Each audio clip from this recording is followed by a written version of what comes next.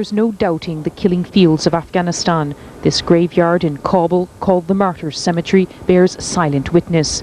Thousands of men from the former Soviet-backed government were buried here during their long war against Mujahideen guerrillas. It's neglected by all except the widows. And ever since the guerrillas came to power nearly 2 years ago, no one pays much attention to widows either. Kakagul's husband died in an accident just after the Soviet invasion in 1979. She mourns her eldest son, who once supported her but died in battle. And she mourns her impoverished state. The new government stopped the pension she once received. I have no work. Foreign countries help our government, but we receive nothing. These people responsible for us are our sons and brothers, but now they've become traitors. One day I was so upset, I asked God to drop a bomb on Afghanistan to destroy all of us. Even that would be better. Noorjan suffers a similar fate. She tries to support 3 daughters on the meagre earnings of her teenage son. Some government officials have promised help, but she's not hopeful. I haven't heard any news that the government will help us, but I know the United Nations has given money to the government, but it hasn't reached us. They call us communists, but it's our homes that are being looted and destroyed. In Afghanistan today, it's hard to say who was a communist, who was just conscripted into battles which killed more than 1 million people. What is clear is countless widows now pay the price, not just the widows of former government soldiers, but of guerrillas as well. Widows and orphans are a big problem in Afghanistan, but they are the future of our country. Our society has a program to assist them, but the government should also help. Widows shouldn't be treated differently because they're all part of Afghan society.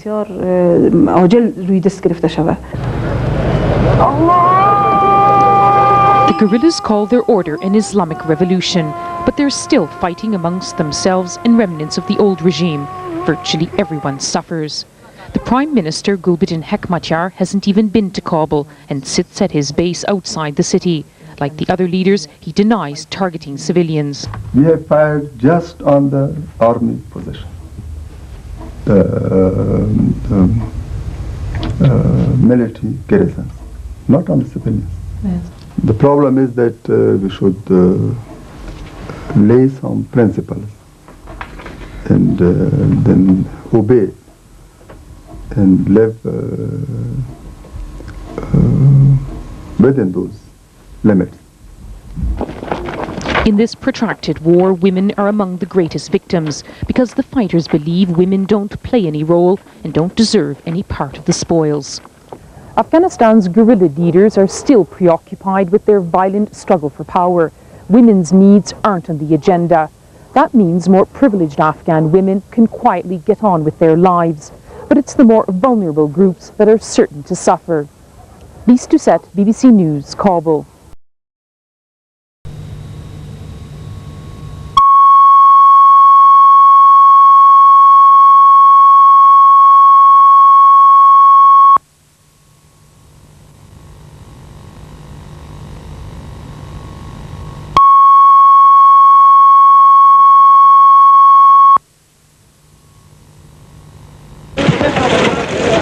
Afghanistan is basically a man's world. War has dominated this society for more than a decade. Now it's the guerrilla leaders and remnants of the former Soviet-backed government who continue the fight. When the guerrillas came to power nearly 2 years ago, one of their first announcements was to ask women to cover their heads in public. They said it was part of Islamic tradition. It's one of the few things they've been able to agree on. In this conservative country, many women were already covered up, especially in the villages. But middle-class women in Kabul had to adapt. They put leggings under their skirts and flung a veil over their head. Some women chose to leave after the Soviet-backed government fell. You start the session in the library, you can read. But Soraya Hakim stayed in her job as director of the United Nations-funded English Language Centre. A devout Muslim, she believes that in a truly Islamic society, women's rights are protected. If it is a real Islamic society, there is no fear. But if it is an ethnic society, where it is the prejudices, where it comes with the traditional standard of living, For that I have fear. And as you know, we are an ethnic society. The guerrillas came to power in the name of Islam, but nearly a dozen groups have different interpretations of Islam and different interests. And while they fight amongst themselves, there's little time or even interest in addressing women's issues. We want an Islamic state, an Islamic order. And in that order, in that state, women also will play their Islamic role. Could women be government minister? You will see what will be their role to play. But you're an Islamic scholar, you must know by now. This depends to the situation. Even government ministries have been parcelled out to satisfy all the parties. Education, for example, has been given to one of the strictest Islamic groups. During debates on the constitution, some officials proposed unsuccessfully that women should only receive primary education. Islamic law doesn't put any limits on the education of women. If some people talked about restrictions, it may have been because certain conditions couldn't be met. Women can be educated, as long as they're covered and separated from the men, because in Islam, women must keep their honor and dignity.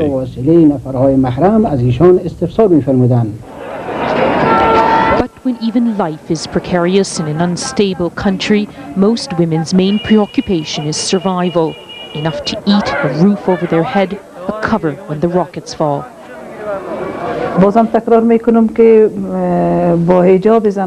Women's head cover is not the real problem in Afghanistan. The main problem is the need for peace. That's what Afghan women want. They've suffered during the war. Covering their heads doesn't do anything to end the conflict. Afghan women are caught in the same poverty and insecurity as nearly everyone else. But they also don't have any real influence in what's essentially a violent struggle for power among the men. That means their needs aren't high on the agenda, and in some ways they don't figure at all. Afghan women with greater means will defend their right to take their place beside men. They believe that in this fledgling Islamic state, the government needs all the help it can muster, including human resources. Lise Doucette, BBC News, Kabul.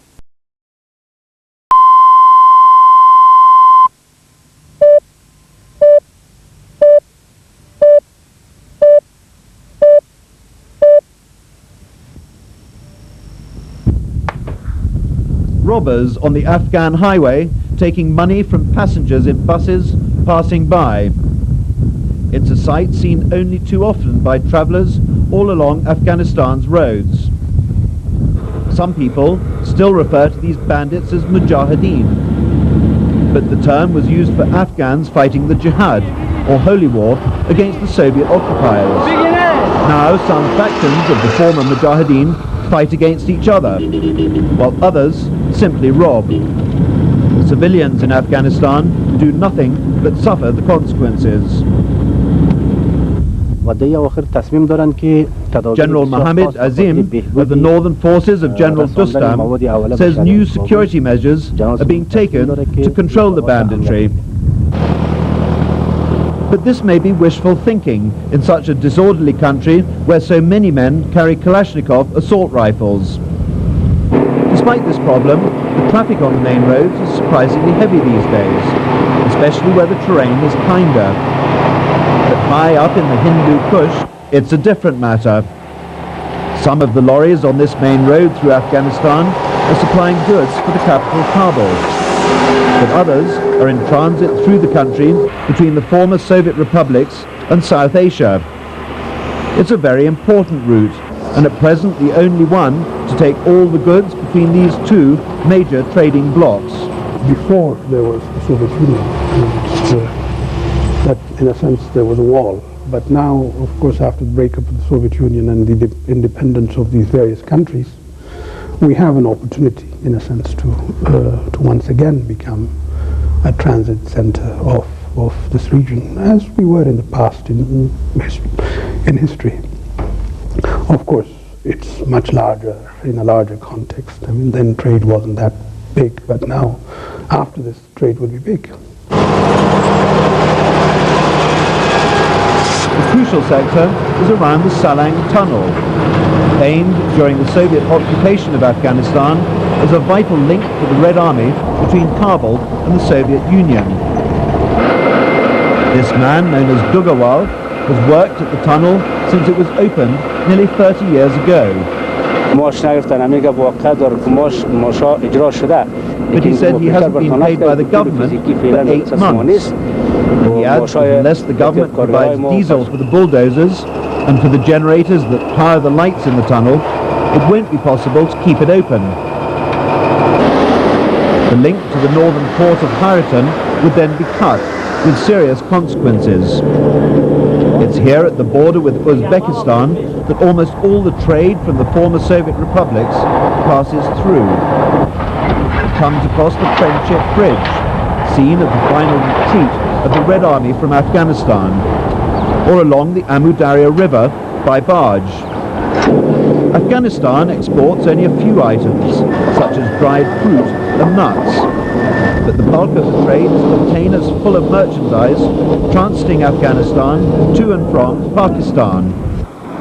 But the loss of trade to Pakistan, because of the condition of the roads and the fighting in the country, is considerable. No economic development of any significance is going to be achieved in Afghanistan until fighting in the country finally stops. Western aid donors will certainly give no more than token assistance until this happens. At present, there are few signs of peace being achieved throughout the country. William Reeve, BBC News, Afghanistan.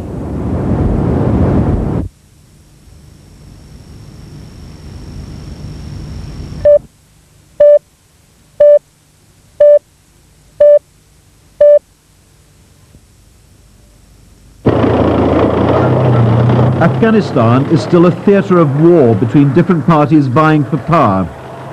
Most of the capital, Kabul, has been badly scarred in some way by the fighting, and vast numbers of buildings destroyed, especially in the west of the city, the site of the museum. The top of the building caught fire when it was hit by shells 7 months ago. At the same time, it changed hands from the party of the president, Professor Rabbani, to the party that holds it today. Many of the treasures had been locked in the cellars before the Moscow-backed government fell 20 months ago.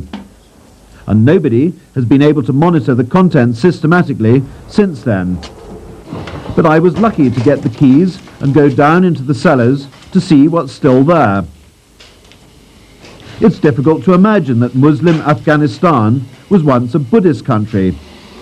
It was also a country rich in the combination of art forms from many other civilizations. The museum collection was extremely vivid in its portrayal of how inside of Afghanistan, from their artifacts, they combined the art motifs of Mesopotamia, Iran, Central Asia, India. It was through Afghanistan that the message of the Buddha passed, and it is from Afghanistan that the prototypes of this wonderful art that we have in the Far East, it started in Afghanistan, and it's from the finds that we can see where the origins of many of the art styles in Japan, Korea, China, Cambodia started. This box hid a door, so I moved it to find out what was behind. In these cellars are the collection of artifacts going back 50,000 years, most of which were excavated this century. Maybe it was this somewhat more modern fresco that was meant to be concealed. But it was in this room that a clue to the looting that's taking place became evident.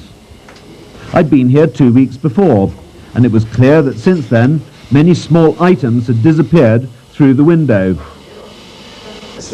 Abdul Ali Mazari is head of the party that's in control of the museum, and it was Mr. Mazari who lent me the keys.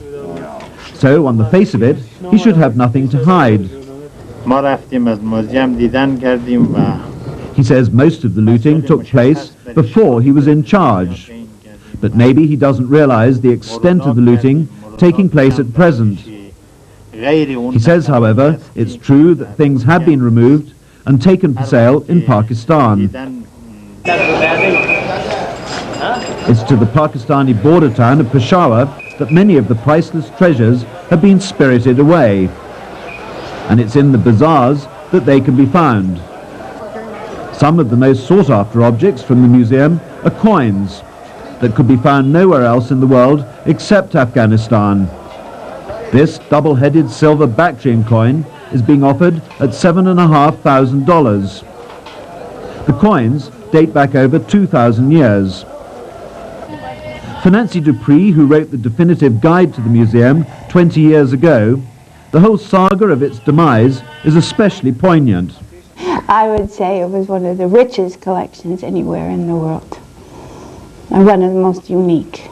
Yeah, because there were so many things there that just were not available anywhere else. Because of the nature of Afghanistan being on the crossroads with all of these trade routes going and coming, and armies marching backwards and forwards. But now the top story of the museum looks more like an archaeological dig. Records of the priceless collection lie around as charred remains. The United Nations plans to shore up the building to protect what remains from the winter snows. And it also plans to make an inventory of what is still left there. But outside, it's too late for the old cars of the former king, Zahir Shah.